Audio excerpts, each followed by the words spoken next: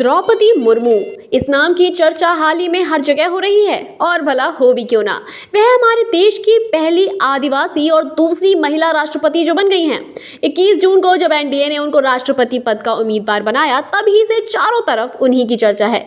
तो चलिए आज आपको हमारे देश की नवीनतम राष्ट्रपति की जीवन यात्रा पर ले चलते हैं।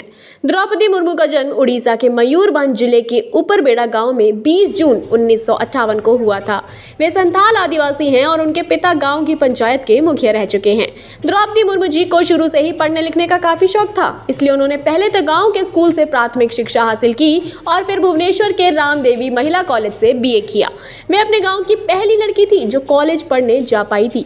इसी बात से अंदाजा लगाया जा सकता है कि उनमें हमेशा से ही चुनौतियों से लड़कर आगे बढ़ने का कितना साहस रहा है।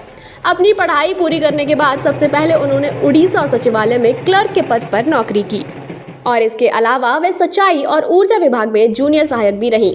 इसके बाद वो कई सालों तक औरोबिंदो स्कूल में शिक्षिका रहीं। इस बीच वो एक बैंक कर्मचारी श्यामचरण मुर्मू से शादी कर चुकी थी और 2 बेटे व 1 बेटी की मां भी बन चुकी थी। फिर आया साल 1997 जब बीजेपी ने द्रौपदी मुर्मू को नोटिफाइड एरिया कमेटी के पार्षद के चुनाव में उतारा और वे अपना पहला ही चुनाव जीत गई। ये उनका राजनीति में पहला कदम था। पार्षद बनने पर शायद उन्होंने कभी सोचा भी ना हो कि 25 साल बाद वो इस देश की राष्ट्रपति बन जाएंगी।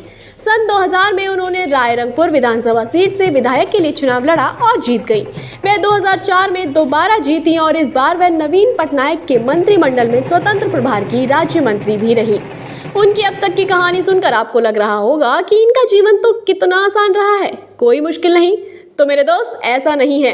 सबसे पहले तो 2009 में वे विधायकी का चुनाव हारी और उसके बाद उनके दोनों जवान बेटे बारी बारी चल बसे। इतना दुख जैसे काफी नहीं था कि 2014 में उनके पति श्यामचरण मुर्मू का भी देहांत हो गया।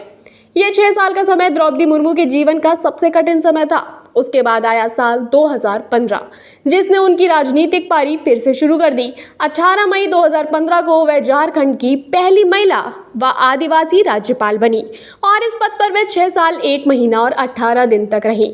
और इसके बाद 1 साल से भी कम समय के अंदर 21 जुलाई को वह हमारे देश की 15वीं राष्ट्रपति बन गई हैं।